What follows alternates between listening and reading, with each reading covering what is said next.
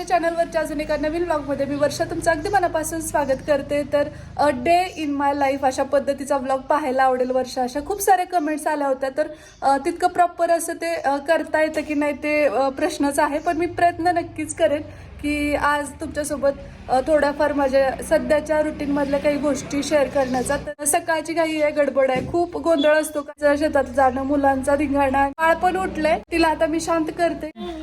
घे घे घे हो घे मा घे चालू असतं तिचं. आज वहिनींच्या केसांना मेहंदी सुद्धा लावायची आहे, तर त्यासाठी रात्रीच प्रिपरेशन केलेलं आहे. ती कॉफी पावडर मध्ये भिजवलेली आहे बाय द वे. थोड्या वेळाने ब्लॉग मध्ये तुम्ही पाहालच मी कशा पद्धतीने ती लावते आणि ती कशी भिजत घातली होती हे सुद्धा थोडक्यात पुढे सांगेन. माझं डेली रुटीन असतं घरातलं छोटं मोठं रूम आवरणं, बाळाची काळजी, काय काय त्या गोष्टी सगळ्याच आवरून घेते. तर या इथं आता अंथरुणं पांघरुणं जे काही आहेत ते काढून घेते मी. म्हणजे पांघरायला घेतलेली शाल असेल किंवा इथं जे बेडशीट दिसते तर ते डेली चेंज करतेच. कारण छोटं बाळ आहे तर हायजीन मेंटेन करणं खूप महत्त्वाचं असतं. या बाबतीत कंटाळा करणं महागात पडू शकतं, कारण अगदी छोट्या मोठ्याच गोष्टी असतात पण त्यामुळे व्हायरल इन्फेक्शन आणि या त्या गोष्टी, आणि लहान मुलाची इम्युनिटी तितकी स्ट्रॉंग नसते. त्यामुळे मग जरासं स्वच्छता बाळगणं कधीही चांगलं. आता सकाळचे 7:30 होत आलेत आणि आता गरम पाणी पिते मी. तिने झोपली तोपर्यंत. त्यानंतर तिला उन्हाला टाकत असते विटॅमिन डी साठी, पण ती रडायला लागली त्यामुळे घेऊन उभं राहावं लागलं मला इथं.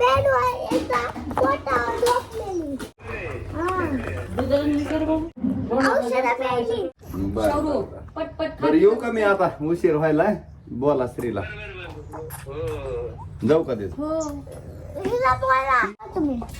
नको चिकू चपाती खातली. संपले आमचे औषध आता.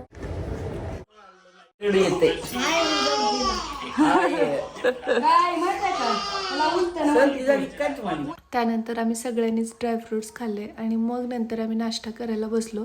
इथं साखर ककडी आणलेली होती तर ती पण परत चिरून आम्ही नाश्त्यामध्ये घेतली. तर चहाचा टाइम आहे. नाश्ता अगोदर झालाय, आता चहा घ्यायचा आहे. त्यासोबत इकडे अंडे वगैरे पण उकडलेले आहेत. मुलांनी काही खाल्लेत काही राहिले. हो, आज नाश्त्याला भैया दिसला नसेल तुम्हाला, त्याचं काम होतं लवकर त्यामुळे तो बाहेर गेलेला. वापस आल्यास तो नाश्ता करेलच. व्यवस्थित जाऊ, एवढं हाय एवढं आहे. केस धुतलेत आज आजीने. बाळाला शंभू घालायचे. शंभू झालीये मस्त छान छान आहे ना बाबू, छान छान नानो. आता मी आंघोळीला जाते. आता मी स्किन केअर रुटीन करून घेते. बाळ झोपलेला आहे तोपर्यंतच मग स्किन केअर रुटीन आणि केस विंचरून घेणं या गोष्टी होतात. ती एकदा उठली की ह्या सगळ्या गोष्टी स्किप होतात. जस्ट माझी आंघोळ झाली आहे, खूप फ्रेश वाटतंय. त्यातल्या त्यात आता बऱ्याच जणी मला विचारत असतात की सध्या तुझी स्किन खूप ग्लो करते इथे वगैरे, तुम्ही पाहू शकता. तर बाळ झाल्यानंतर लहान बाळांना तेवढं आणखी जास्त ते रुटीन सेट झालेलं नसतं आणि त्याच्यामध्ये मग आपल्या स्वतःसाठी कधी स्किन केअर रुटीन करणार हा प्रश्न सगळ्याच जणींना असतो. आणि मग खूप भलं मोठं स्किन केअर रुटीन ठेवण्यापेक्षा मी समजते की अगदी छोटूसं मिनिमाइज असं आपलं स्किन केअर रुटीन असावं आणि त्यामध्ये सुद्धा जे प्रोडक्ट्स तुम्ही वापरताय ते दर्जेदार असले पाहिजेत. जनरली सगळ्याच महिलांचा हा प्रश्न असतो की डार्क स्पॉट खूप जास्त झालेत आणि पिगमेंटेशन वगैरे होत आहे. तर बघा, एकतर वातावरणाचा परिणाम आहेच, ह्युमिनिटी एवढी सगळी आहे, त्यानंतर काय खातो काय पितो या सगळ्या गोष्टी सुद्धा खूप परिणामकारक असतात. त्यातल्या त्यात पाण्याचा इंटेक वाढवला पाहिजे. पाणी कमी पिल्यानंतर स्किन डिहायड्रेट होते, तर मग त्यामुळे पाणी सुद्धा भरपूर सारं प्यायला हवंच. पण त्यासोबत आपण स्किन केअर रुटीन मध्ये सिरम सुद्धा इन्क्लूड करायला हवं. म्हणजे जेव्हा पण आपण स्किन केअर मध्ये सिरम यूज करतो तर त्याचा खूप जास्त फायदा आपल्या स्किनला होतो. मी जे सिरम तुम्हाला आता सांगणार आहे तर ते तुमच्या स्किनसाठी नक्कीच बेनिफिशियल असू शकतं. तर मी सध्या वापरते ते म्हणजे हे हिमालयाचं dark spot clearing turmeric face serum. या सिरमचे आपल्याला जस्ट 2 ते 3 ड्रॉप इनफ होतात. आपल्याला चेहऱ्यावरती आणि नेक एरियावरती हे लावून सर्क्युलर मोशनमध्ये मसाज करायचा आहे. याचं टेक्स्चर अगदी लाईट वेट आहे आणि तितक्याच लवकर हे स्किनमध्ये ॲब्झॉर्ब सुद्धा होतं. आणि याच्यामध्ये आहे 100% ऑर्गॅनिक रिसोर्स टर्मरिक आणि 10% गायकोलिक ॲसिड, त्यासोबतच 2% नियासिनेमाइड. आणि हो, हे सिरम बनलेलं आहे सोरासा कोल्ड प्रेस एक्स्ट्रॅक्शननी, त्यामुळे हे नॅचरली आपले डार्क स्पॉट रिमूव्ह करतं. त्यासोबतच याच्यामध्ये आहे 100% टर्मरिक एक्स्ट्रॅक्ट, ज्याच्यामुळे आपल्या स्किनवरचा जो डलनेस आहे तो रिड्यूस हो, स्किन रेडियन्स बूस्ट करण्याचं काम करतं. दिसत असेल तुम्हाला किती इझिली हे स्किनमध्ये झटपट ॲब्झॉर्ब झालंय आणि तुम्ही सुद्धा हे एकदा नक्कीच ट्राय करावं असं मला वाटतं. माझ्या स्किनवरचे डार्क स्पॉट फेड होऊन छानपैकी ग्लो सुद्धा आलेला आहे. आणि हा आहे माझा बिफोर आणि आफ्टरचा पिक. तुम्ही डिफरन्स पाहू शकता. मला सुद्धा जर हे सिरम यूज करायचं असेल तर मी लिंक डिस्क्रिप्शन बॉक्समध्ये देते, तिथे जाऊन तुम्ही नक्कीच परचेस करू शकता. त्याशिवाय Amazon, नायका, फ्लिपकार्ट या ई-कॉमर्स वेबसाईटवरती सुद्धा हे अवेलेबल आहे आणि त्यासोबतच हिमालयाची ऑफिशियल वेबसाईट आणि ऍप याच्यावरती सुद्धा हे अवेलेबल आहे.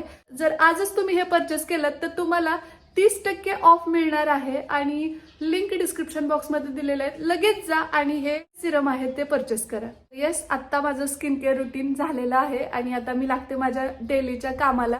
तर बाळाचे बाळोते भरपूर सारे असतात, तिचे काही कपडेही असतात, तर ते सकाळी उठल्याबरोबर आई धुवून वाळत घालते आणि ते सुकलेत की नाही मला चेक कर म्हणत होते. चाललाय भाकरी बिकरी. होय अजून पण केवढ्या छान भाकरी येतात. होय निव्वळ ज्वारीच्या भाकरी आहेत, त्याच्यामध्ये कसल्याही प्रकारचे काहीच तांदूळ mix वगैरे काही नाही, नाही. नाही. आणि आमच्या इकडे जनरली ज्वारीच्याच भाकरी खाल्ल्या जातात. कोल्हापूरमध्ये जेव्हा मी दळायला जाते किंवा हे पण गेले ना तर लगेचच ते दळपवाले आहेत ना ते म्हणतात की हे नाही का त्याच्यामध्ये तुम्ही तांदूळ टाकले नाही का? तांदूळ टाकून आणा. आणि आम्हाला सवय आहे ज्वारीच्या भाकरीत पण, तर त्या खूप पांढऱ्या शुभ्र पण दिसतात तांदळाच्या, पण नंतर पण ही वाटत बरी ती होतं. भाकर ती. थंड झाली ही तशी नाही.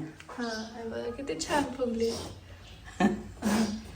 बघ आता काय आता झालं. 3 मुली असतात नाही ज्यांना सवय नाहीये स्वयंपाकाची किंवा कधी अगोदर केलेलं नाही आणि आता करायची वेळ आली, तर ते पीठ मळण्यापासून जर व्यवस्थित रेसिपी सांगितलीस ना तर खूप जणींना मदत होईल असे कमेंट आलेल्या बरं. की आईच्या हातच्या भाज्या जशा इतक्या हेल्पफुल असतात आणि आम्ही काहीही जास्त मसाला वगैरे न वापरता बनवतो तर एवढी चव छान होते आई सांगतात त्या पद्धतीने. तर तसंच भाकरी किंवा चपातीची बेसिक पासून जर थोडीशी रेसिपी दाखवली की चपात्या कशा फुगतात किंवा भाकरी कशा पद्धतीने आपण करू शकतोय सुरुवातीपासून, तर नंतर कधी तर दाखवू आपण. बरं. खूप कमेंट आहेत म्हणून म्हणते. हो तवा भरून भाकरी ती पण टम्म फुगलेली आणि अशी शुभ्र.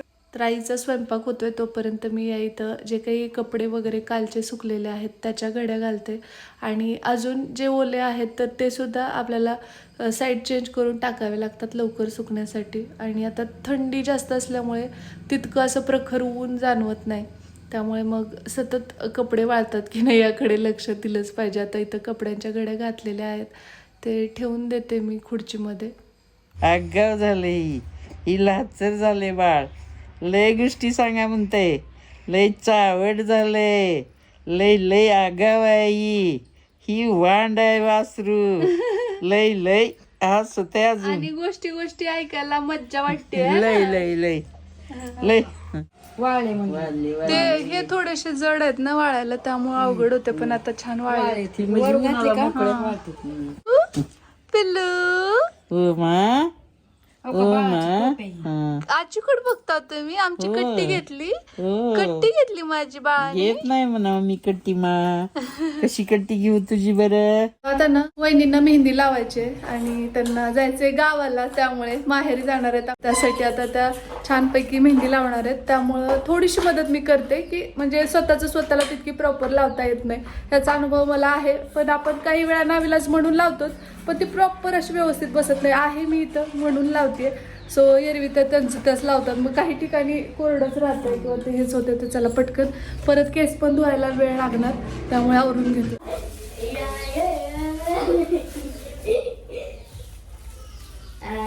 मध्येच मला उठून जावं लागलं कारण बाळ रडत होतं, त्यामुळे मग तिला शांत केलं आणि परत वापस आले मी. या इथं मेहंदी दिसत असेल तर ही कशी भिजत घातली आहे ते सांगते. एकतर लोखंडाच्या भांड्यामध्ये भिजत घातलेली रात्री, परत त्याच्यात ओतून काढली वहिनींनी.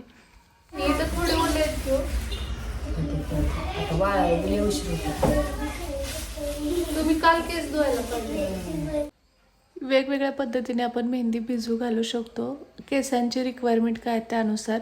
मेहंदी भिजत घालताना शक्यतो त्याच्यामध्ये एक अंडं फोडून टाकायचं. त्यासोबतच त्याच्यामध्ये कॉफी यावेळी वहिनींनी यूज केलेली आहे. मी चहापत्तीमध्ये भिजत घालते, त्यांनी कॉफीमध्ये घातली आहे. आणि लवंग मात्र मी न चुकता घालते कारण त्याच्याने मग डोकं दुखत नाही आणि कलर पण छान येतो. माताला लावू ना म्हणजे सर्दीसाठी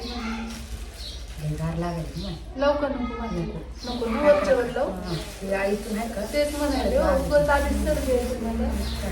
त्याच्यात तुम्ही एक गोष्ट ऍड करायला पाहिजे होती, लवंग. लवंग टाकली ना तर अजिबात डोकं पण दुखत नाही, सर्दी पण नाही. म्हणलं मला कलर माहित पण- नव्हतं, मला आशाजीने सांगितलं. सर इकडं होत नाही कलर पण लाल येते केसाला. शो इकडे रे. आणि मेथी दाणे जे असतात ना ते रात्रभर भिजत घालायचे आणि सकाळी मिक्सरमध्ये वाटून ते जर आपण त्याच्यामध्ये मिक्स केले तर त्याच्याने एक फायदा असा होतो की म्हणजे आपण जसं केसांना हेअर पॅक लावतो बरोबर, अगदी त्या पद्धतीनेच याचं पोषण आपल्या केसांना चांगलं मिळतं. म्हणजे जेवढे काही केसांसाठी आवळा असेल किंवा भृंगराज, त्यासोबत नागरमोथा आणि मेथीदाणे हे सगळं जर आपण मेहंदी भिजत घालताना जर त्याच्यामध्ये मिक्स करून घातलं तर त्याचा फायदा केसांना खूप होतो. जर केसांचं टेक्स्चर खराब झालेलं असेल, खूप रफ वाटत असतील तर त्यावेळी तुम्ही रिटा आणि त्यासोबतच आपली शिकेकाईसुद्धा त्याच्यात घालू शकता. बऱ्याच जणींना केसांमध्ये कोंडा खूप जास्त झालेला असतो, तर त्यावेळी तुम्ही जर मेहंदी भिजत घालत असाल तर आवर्जून त्याच्यामध्ये 4 ते 5 पानं अशी छान मिक्सरला वाटून मगच त्या मेहंदीत भिजत घाला. बघा त्याच्याने सुद्धा खूप फरक पडतो आणि हे तुम्ही महिन्यातनं 2दा जरी केलं तरी ते बेनिफिशियल आहे. केसांना शाईन हवी असेल तर अंडा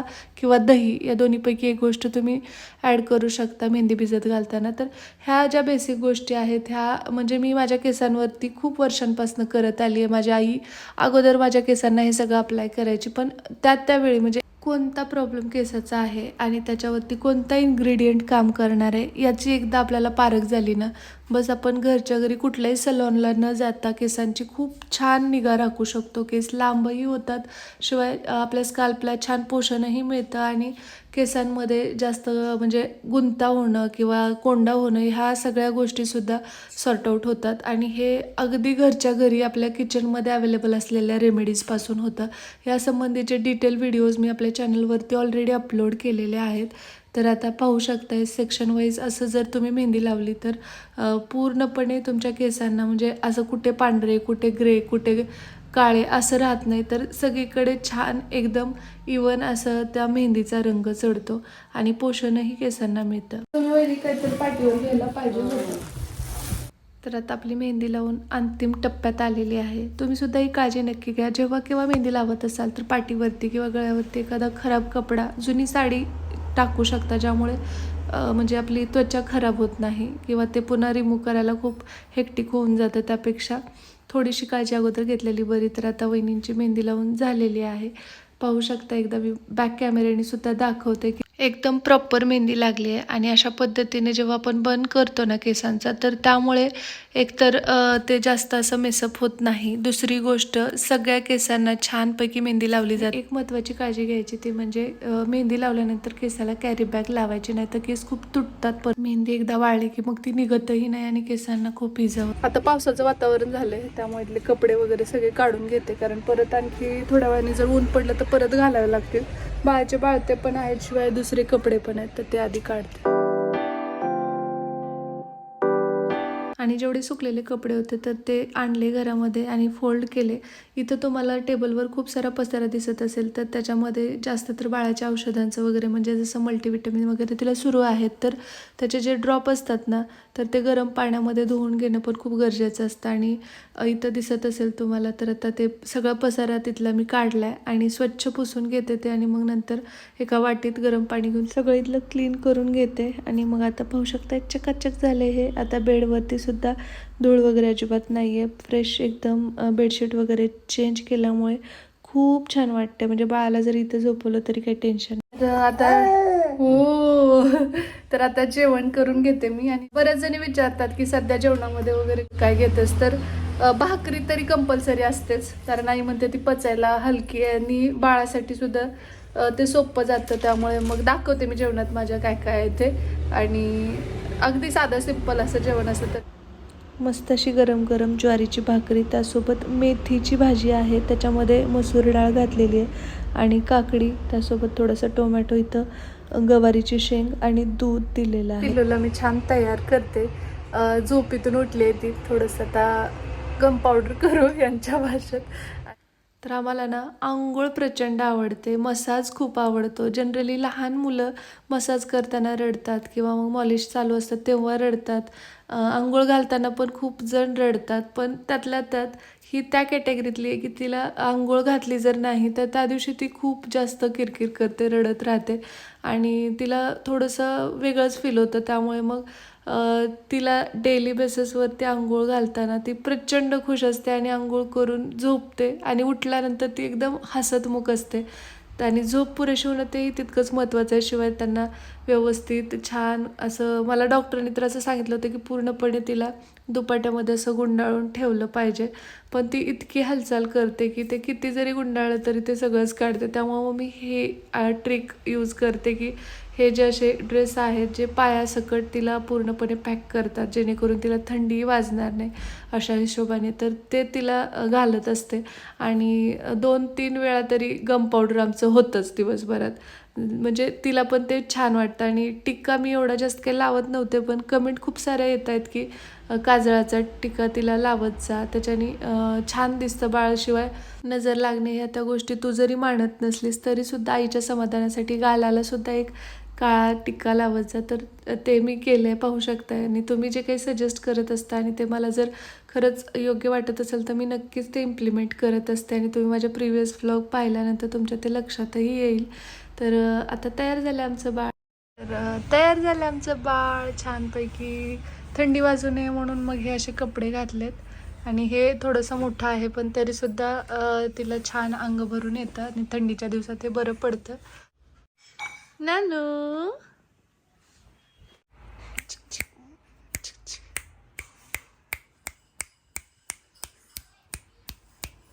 अदर अदर पगला पगला पगला आहे का पोडीला.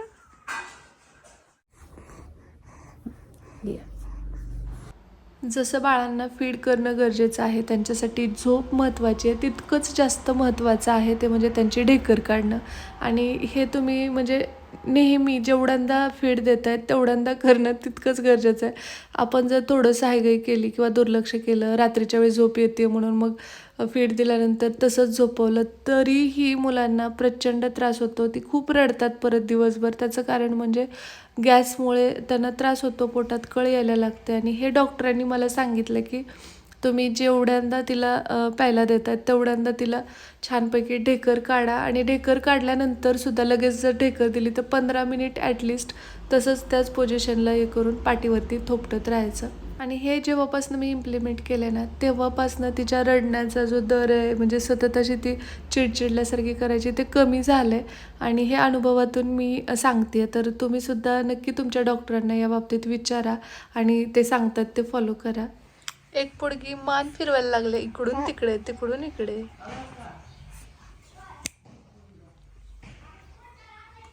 तर आई चहा घेते आणि आता थोड्या वेळाने तुम्ही पाहाल की ती कशी गप्पा मारते एवढी छोटी असताना आईसोबत. ते पुढे पाहत राहा. चहा पी ग आई, मग मला घे, मग मला घे, तू चहा पी.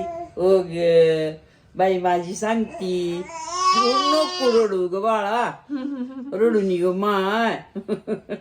ओ ग बोलते कोण मारित ग माझ्या चिमणीला, कुणी मारलं ग, कोण मारतय ग बाळाला माझ्या, कुणी मारलं ग बाय, माझ्या पंकनीला कोण मारतय, कोण मारतय माझ्या वाघाला. नको नको नको, नाही मारित, नाही ग बा, नाही नाही नाही नाही नाही. तर आता रात्रीचे 9:15 झालेत, पाहू शकता या इथं. आणि खरं सांगायचं तर दुपारच्या जेवणानंतर परत हा व्लॉग मला कंटिन्यू करता आला नाही. मे बी मी फक्त चहा वगैरे घेतलेलं त्यानंतर तुमच्यासोबत शेअर केलं. पण खूप गोंधळ होता आणि बाळ पण खूप रडत असल्यामुळे पुढचा व्लॉग शेअर करता आलाच नाही मला, म्हणजे शूटच करता आला नाही. कारण की तिचं अचानकच खूप जास्त रडायला लागली. सो मग मी तो व्लॉग तिथेच थांबवला. म्हटलं एंड करायचा राहिला, हे मला आत्ता लक्षात आलं जेव्हा तिला मी झोपवायला घेतलं. तर आजचा व्लॉग कसा वाटलाय ते सांगा मला कमेंट बॉक्समध्ये. डे इन माय लाईफ अशा टाईपचं तुम्हाला पाहायला आवडेल असं तुम्ही म्हटला होतात. तर मी जराशी ही थोडी म्हणजे हिचं रुटीन सेट झालं की नक्की तुमच्यासोबत व्यवस्थित पूर्ण सकाळपासून रात्रीपर्यंत उठल्यापासून झोपेपर्यंतचं रुटीन आणि कसं काय चाललंय सध्याचं हे सगळं ते शेअर करेन. पण आत्ता सध्या तुर्तास समजून घ्या, सकाळच्या उठल्यापासून ते दुपारीपर्यंत मी सिन्सिअरली ते शेअर केलं जेवणापर्यंत, पण त्या पुढचं मला नाही शक्य झालं. सो दिलगिरी व्यक्त करते. चला, या नोटवरच आजचा हा व्लॉग मी इथेच थांबवते. भेटू आपण लवकरच उद्याच्याच नवीन व्लॉगसोबत. तोपर्यंत जय हिंद, जय महाराष्ट्र, जय जिजाऊ, जय शिवराय.